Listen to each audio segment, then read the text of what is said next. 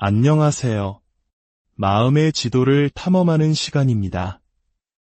오늘 우리는 매우 복잡하고도 고통스러운 인간관계의 한 단면을 깊이 들여다보려 합니다. 혹시 이런 경험 있으신가요? 사랑하는 사람이 나를 끊임없이 힘들게 하고 나의 가치를 깎아내리는데도 불구하고 이상하게도 그 관계를 놓지 못하는 경험 말입니다. 내가 조금만 더 잘하면 괜찮아질 거야. 원래 저런 사람이 아니야 라고 스스로를 다독이며 아픈 관계를 이어가고 있다면 오늘 이야기에 귀 기울여 주시기 바랍니다. 우리는 오늘 나르시시스트와의 관계 속에서 우리가 왜 그토록 벗어나기 힘들어하는지에 대한 심리학적 메커니즘을 파헤쳐 볼 것입니다. 오늘 이야기가 당신의 마음에 작은 등불이 되길 바라며 이 지식이 더 많은 분들께 닿을 수 있도록 구독과 좋아요로 함께 해주시면 제작에 정말 큰 힘이 됩니다. 여러분의 삶에 늘 평안이 깃들기를 기원하며 이제 시작하겠습니다. 나르시시스트가 아닌 사람이 자신의 연인이나 배우자가 나르시시스트라는 사실을 깨닫게 될 때, 특히 그 관계가 폐기 단계에 접어들었을 때 많은 이들은 그 관계를 끝까지 지켜내려 합니다. 어떻게든 버텨내면 이 모든 것이 주기적으로 반복되는 하나의 과정일 뿐이며 언젠가는 괜찮아질 것이라고 스스로를 합리화하려 합니다. 자기 기만의 힘은 실로 엄청납니다. 특히 그 환상이 내면 깊숙이 자리 잡고 있으면서 단 한 번도 충족된 적 없었던 진짜 심리적 욕구를 채워줄 때 그 힘은 더욱 강력해집니다. 예를 들어 스스로를 사랑하고 싶은 욕구, 안전하다고 느끼고 싶은 욕구, 누군가에게 온전히 이해받고 수용되고 싶은 욕구 같은 것들 말입니다. 혹은 당신 안에 잠재된 약간의 나르시시즘적 성향 때문에 상대방이 당신을 완벽한 존재라고 치켜 세워줄 때 과대성이 충족되는 쾌감을 느꼈을 수도 있습니다. 이처럼 근본적인 욕구가 상대방이 만들어낸 환상 속에서 충족되고 있다면 우리는 그 배에서 뛰어내릴 이유를 거의 찾지 못합니다. 결국 나르시시스트의 파트너는 현실을 왜곡하는 서사를 만들어내기 시작합니다. 상대방의 행동을 정당화하기 위한 이야기를 스스로에게 들려주는 것이죠. 가장 흔한 이야기 중 하나는 바로 모든 것이 내 탓이라는 자기 처벌적 서사입니다. 만약 내가 그때 그렇게 행동하지만 않았더라면, 내가 그 말을 하지 않았더라면, 내가 조금만 더 참았더라면 그가 나에게 잘 대해줬을 텐데. 이 모든 것은 결국 자신의 탓으로 돌리는 것입니다. 또 다른 흔한 이야기는 그는 지금 힘든 시기를 보내고 있을 뿐이야.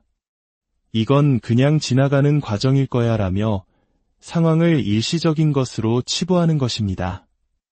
혹은 원래 저 사람이 저런 사람인걸. 하지만 사랑을 줄 때는 세상 그 누구보다 다정하잖아. 그 순간을 위해서라면 이 정도 고통은 감수할 가치가 있어 라고 생각하며 고통의 대가를 기꺼이 치르려 합니다. 이처럼 수많은 자기기만적인 이야기들이 존재합니다. 하지만 이것들을 자기기만이라고 부르는 이유는 그 어떤 것도 진실이 아니기 때문입니다. 그 어떤 것도 실제가 아닙니다. 유일하게 실제적인 이야기는 임상 심리학적인 관점의 서사뿐입니다.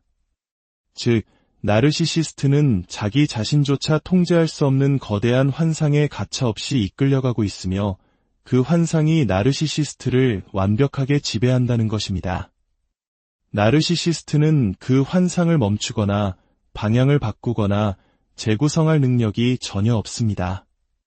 환상이 완전한 통제권을 쥐고 있으며 나르시시스트는 그 환상의 노예일 뿐입니다. 그리고 그 환상에는 명확하게 정의된 단계들이 있습니다. 이상화, 평가절하, 그리고 마지막으로 폐기. 이 단계들은 피할 수 없는 수순이며 나르시시스트 본인조차도 이것에 대해 할 수 있는 일은 아무것도 없습니다. 여기서 많은 분들이 궁금해하십니다. 그렇다면 나르시시즘은 그냥 이기적인 것과 어떻게 다른가요? 이기주의나 자기중심주의는 다소 경멸적인 뉘앙스를 가진 단어입니다. 하지만 나르시시즘은 명백한 임상 용어입니다. 어떤 면에서는 특정 상황에서 이기적인 것은 오히려 건강한 것일 수 있습니다. 자기 자신을 우선순위에 두는 것은 건강한 태도입니다.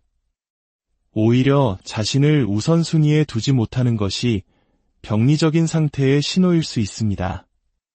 예를 들어 다른 사람의 기분을 맞추기 위해 애쓰는 피플 플리저나 자기 파괴적인 행동을 하는 마초히스트, 혹은 타인에게 지나치게 의존하는 코드펜던시 등 자신의 필요를 항상 마지막 순위로 미루는 수많은 병리적 상태들이 있습니다. 이러한 자기 희생은 특정 사회 문화적 맥락에서 미덕으로 여겨지기도 합니다. 우리 한국 문화에서는 이런 모습이 특히 익숙하게 느껴질 수 있습니다. 어머니는 자식을 위해 자신을 맨 나중에 두어야 한다는 믿음, 아내는 남편과 가족을 위해 희생해야 한다는 사회적 압박, 그리고 늙은 부모님을 봉양하기 위해 자녀가 자신의 삶, 가족, 돈, 시간, 자원을 희생하는 효 문화가 바로 그것입니다. 하지만 심리학적 관점에서 볼 때 이러한 자기 희생은 결코 건강하다고 볼 수 없습니다. 이는 심리적으로도 철학적으로도 심지어 윤리적으로도 정당화될 수 없습니다.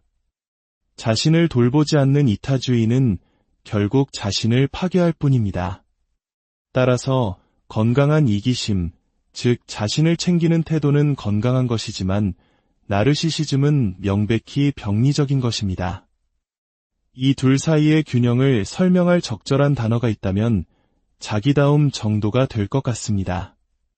사회적으로 눈살을 찌푸리게 할 수 있는 이기심이나 병리적인 나르시시즘과는 달리 자기다움은 매우 건강한 개념입니다.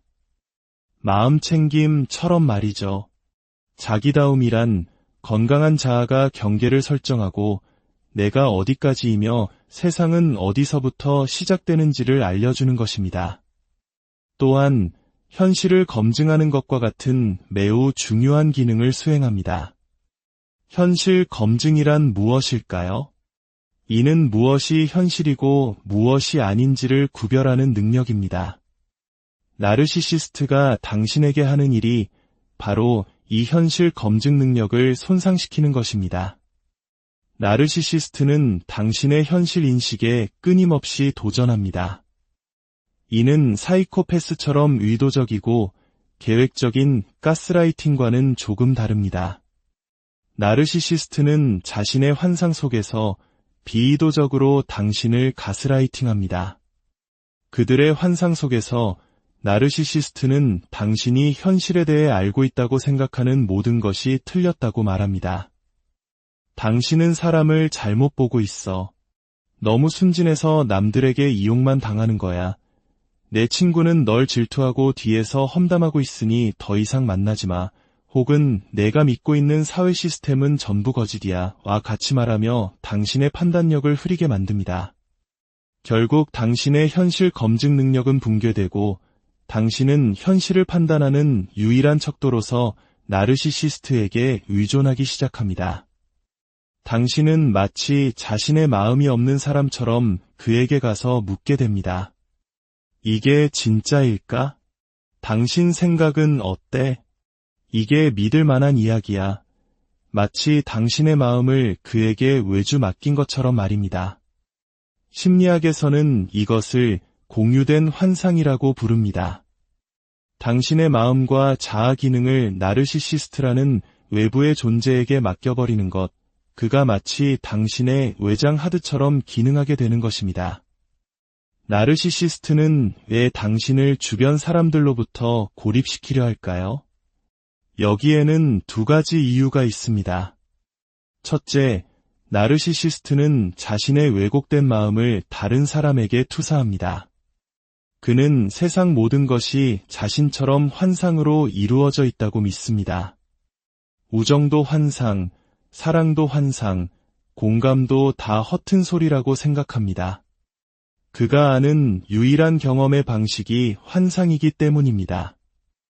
따라서 당신의 친구 관계는 그의 환상과 경쟁하는 또 다른 환상일 뿐입니다.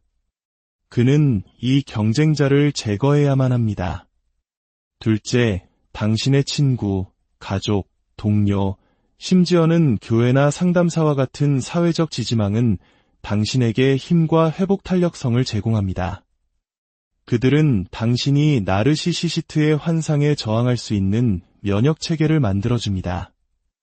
나르시시스트는 이것을 결코 용납할 수 없습니다. 그의 환상은 마치 정신적 바이러스와 같습니다. 이 바이러스에 당신을 감염시키려면 당신의 면역 체계를 먼저 무너뜨려야 합니다. 고립된 상태에서 인간의 마음은 스스로를 속이는 장난을 치기 시작합니다. 이것은 임상적으로 증명된 사실입니다. 모든 것이 불확실하고 불안정할 때 나르시시스트만이 유일하게 안정적인 존재처럼 보이게 됩니다. 당신이 신뢰할 수 있는 유일한 사람, 현실의 유일한 척도처럼 느껴지는 것이죠.